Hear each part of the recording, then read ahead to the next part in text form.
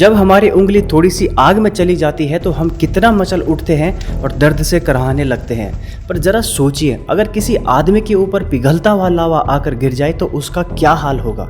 शायद उसको ऐसे दर्द का सामना करना पड़ेगा जिसके बारे में सोचकर ही हमारी रूह कांप जाती है और हमारे शरीर के रोंगटे खड़े हो जाते हैं। पर आज से करीब 2000 साल पहले इटली के एक प्राचीन शहर के लोगों के साथ कुछ ऐसा ही हुआ था।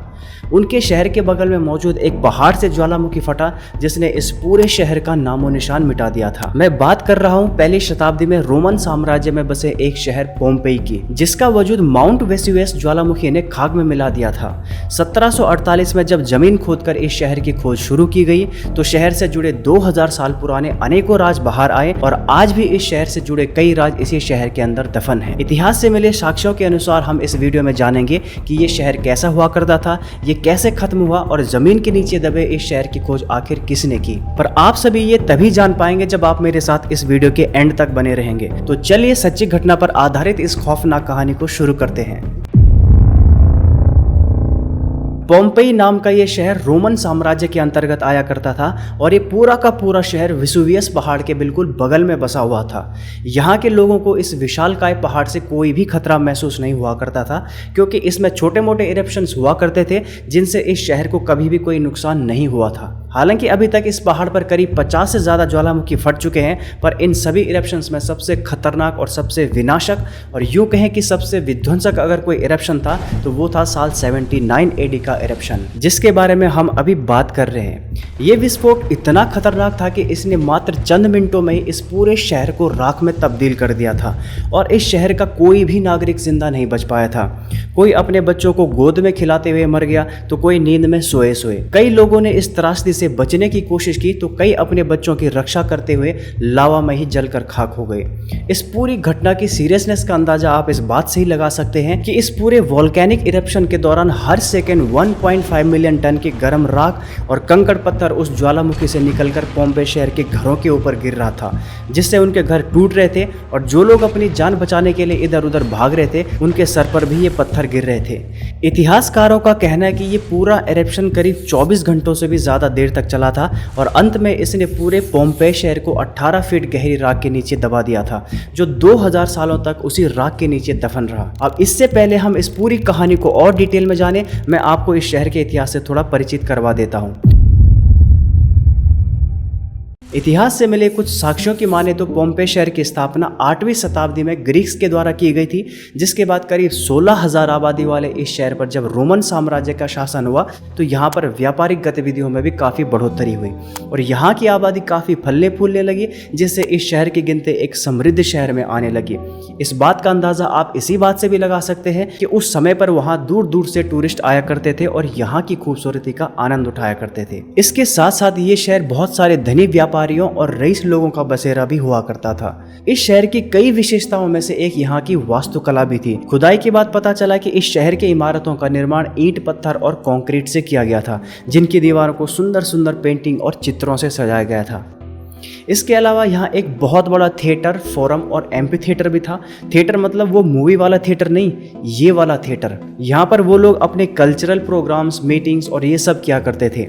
और एम्पी थिएटर मतलब ये वाला एम्पी थिएटर, और ये एम्पी थिएटर जो आप अपनी स्क्रीन पर देख रहे हैं वो पोम्पेई का असली वाला एम्पी थिएटर है।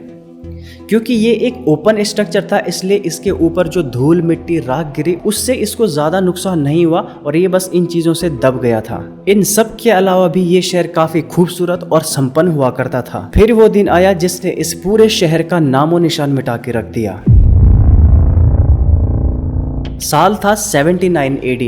इस शहर के पास मौजूद पहाड़ी ने ज्वालामुखी फटने के कुछ संकेत तो दे दिए थे, जैसे वहाँ हल्के फुल्के भूकंप के झटके महसूस हुए। यहाँ पर रहने वाले लोगों ने इस बात को उतने गौर से नहीं लिया और वो अपने रोजमर्रा के काम में लग गए, क्योंकि इससे 17 साल पहले भी यहाँ ज्वालामुखी फटने की घटना हुई थी जिसमें उनको किसी भी तरह का कोई नुकसान नहीं हुआ था। पर उन्हें इस बात का कोई अंदाजा नहीं था कि इस बार माउंट वेसुवियस के प्लान में कुछ चेंज था।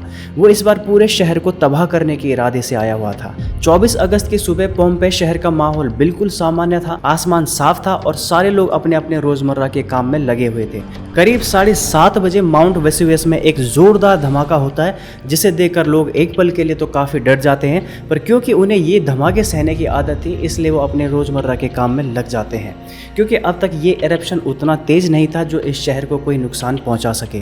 पर दोपहर होते होते ये भयानक रूप ले लेता है और फिर एक जोरदार धमाका होता है जिससे पूरा पोम्पेई शहर हिल जाता है और साथ ही साथ ज्वालामुखी से भारी मात्रा में निकल रहे धुएं और राख से पूरा आसमान काला हो जाता है और फिर बारिश शुरू हो जाती है। बारिश पानी की नहीं बल्कि ज्वालामुखी से निकलते हुए बड़े बड़े धधकते हुए पत्थरों की बारिश, जिससे पूरे शहर में भगदड़ मच जाती है और लोगों को यही समझ नहीं आ रहा था कि उनको भागना है या घर के अंदर छिपना है। लोग इससे बचने के भागने के प्रयास में लग जाते हैं, पर ये ऐसी प्राकृतिक आपदा थी जिससे बचने के लिए वहाँ के लोग बिल्कुल भी तैयार नहीं थे। आधे से ज़्यादा लोगों की मौत अब इस भीषण गर्मी, भगदड़ और ज्वालामुखी से निकलकर शहर के ऊपर गिरते हुए धधकते लावे से ही हो गई थी। कुछ लोग अपने जीवन बचाने की कोशिश कर ही रहे होते हैं कि फिर एक और जोरदार धमाका होता है जिससे और भारी मात्रा में राख और लावा निकलता है और अब इस ज्वालामुखी से निकलने वाला 300 डिग्री सेल्सियस का खौलता हुआ मैग्मा भी तेजी के साथ पहाड़ी से नीचे की ओर बहने लगता है। कुछ ही देर में ये मैग्मा पूरे शहर को अपने चपेट में ले लेता है और जो घायल लोग अपने जान बचाने के लिए भाग रहे थे या अपने घरों के अंदर छिपे हुए थे उन सबको भी ये अपने नीचे दबा देता है। ये पूरा सिलसिला देर शाम तक चलता रहता है और फिर रात में ज्वालामुखी विस्फोट में थोड़ी कमी आती है, लेकिन अब तक काफी देर हो चुकी थी और पोम्पेई में रहने वाले इंसान, कुत्ते, बिल्ली, गाय, भैंस, इन सब की प्रकृति ने जीते जी चिता जला दी थी। पोम्पेई शहर तो विस्फोट के शुरुआती 5-6 घंटों में ही पूरी तरह से खत्म हो गया था, लेकिन ज्वालामुखी का ये तांडव 24 घंटे से भी ज्यादा देर तक चलता रहा, जिसने इस शहर को 15 से 20 फीट गहरी राख और पमिस के नीचे दबा दिया था। इसके बाद ये पूरा शहर करीब 2000 सालों तक ऐसे ही इस राख के ढेर के अंदर दफन रहा। लेकिन अब आपके मन में ये सवाल आ रहा होगा कि आखिर इतने सालों बाद इस शहर को किसने और कब ढूंढा। वैसे तो इसकी खोज पहली बार 1949 में हुई थी, जब वास्तुकार डोमिनिको फोंटाना एक नहर की खुदाई करवा रहा था। उस टाइम पर उसको वहाँ कुछ शिलालेख और वास्तुशिल्प की कुछ चीज़ें मिलती हैं, पर उसने इस बात पर उतना गौर नहीं किया और उसको लगा शायद यहाँ पर किसी ज़माने में किसी का घर रहा होगा, उसी की ये चीज़ें होंगी, और वो आगे अपने काम में लग गया। लेकिन इसकी खोज की शुरुआत होती है 18वीं शताब्दी में, जब साल 1738 में नेपल्स के राजा बॉर्बन चार्ल्स ने पोम्पेई शहर के पास एक लॉज के निर्माण का आदेश दिया।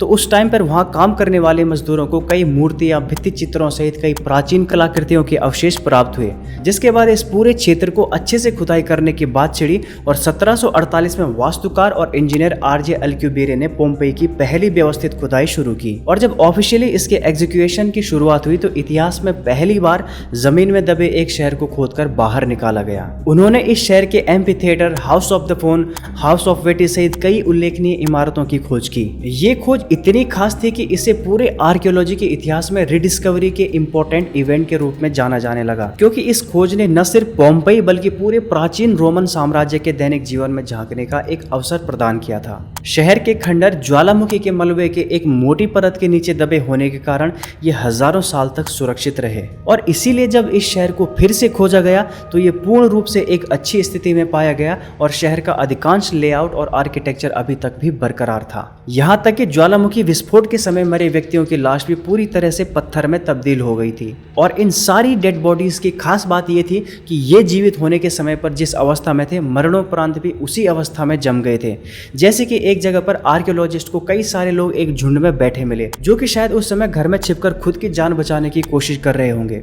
इसके बाद कई माँ और उनके बच्चों के डेड बॉडीज भी एक साथ मिली। ये तो थी 2000 साल पहले की बात, पर अगर मैं आज की बात करूं तो ये ज्वालामुखी करीब 50 बार फट चुका है, और लास्ट टाइम ये 1944 में फटा था और आगे भी इसके फटने की संभावना है। इस पहाड़ी के आसपास अभी काफी आबादी है, जिसमें से 6 लाख लोग रेड जोन के अंदर आते हैं। यहाँ की गवर्नमेंट ने इस बात पर ध्यान देते हुए पूरी योजनाओं की तैयारी की हुई है कि अगर कभी भी ऐसी नौबत आती है तो सबसे पहले इन रेड जोन वाले लोगों को इवैक्यूएट किया जाएगा।